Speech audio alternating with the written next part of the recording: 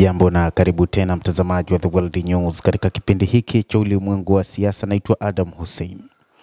Rais wa Marekani Bwana Donald Trump amezidi kuitishia Iran kwa kutumia nguvu za kijeshi, na mara hii anasema kiongozi wa kampeni ya uwezekano wa kuishambulia Iran kwa mabomu mazito ikiwa mazungumzo na Tehran yatasambaratika, basi itakuwa ni Israel.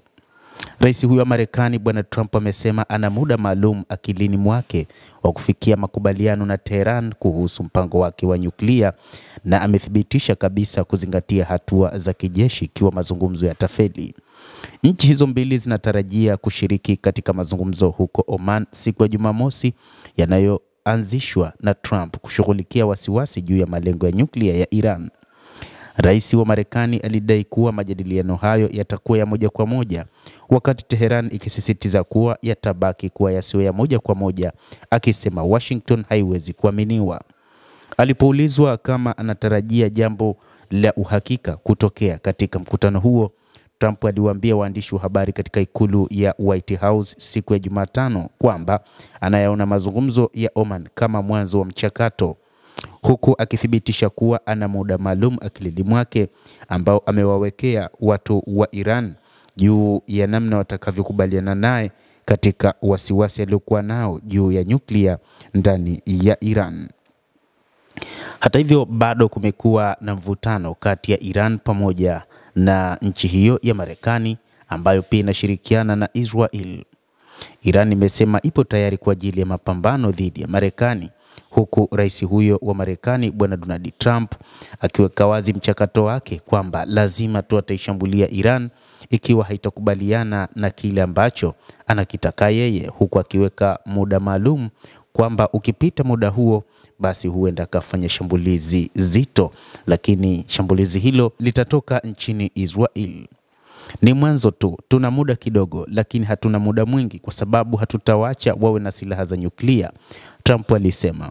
Unapoanza mazungumzo unajua ikiwa yanaendelea vizuri au la, na ningesema hitimisho litakuwa ninapofikiria kuwa haziendi vizuri.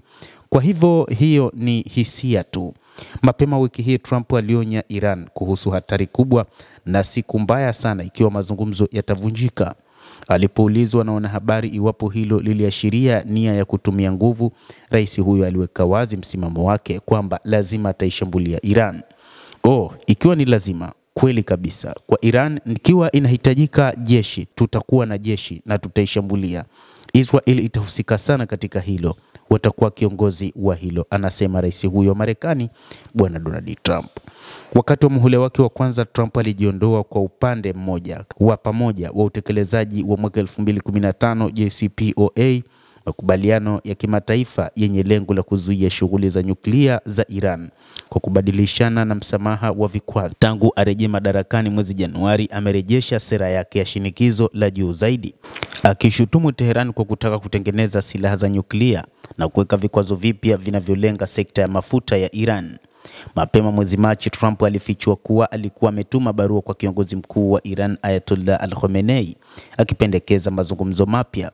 Alionya kwamba ikiwa Tehran itakataa ombi hilo, inaweza kukabiliwa na mashambulizi ya kijeshi ambayo haijawahi kuyaona. Hata hivyo, wakati wa kupelekwa kwa barua hiyo, Ayatollah Al-Khamenei, kiongozi mkuu wa serikali ya mapinduzi ya Iran, alisema wao kamwe hawawezi kutishwa na Marekani ambayo walikubaliana nayo juu ya mpango huo wa nyuklia, lakini ikajitoa yenyewe.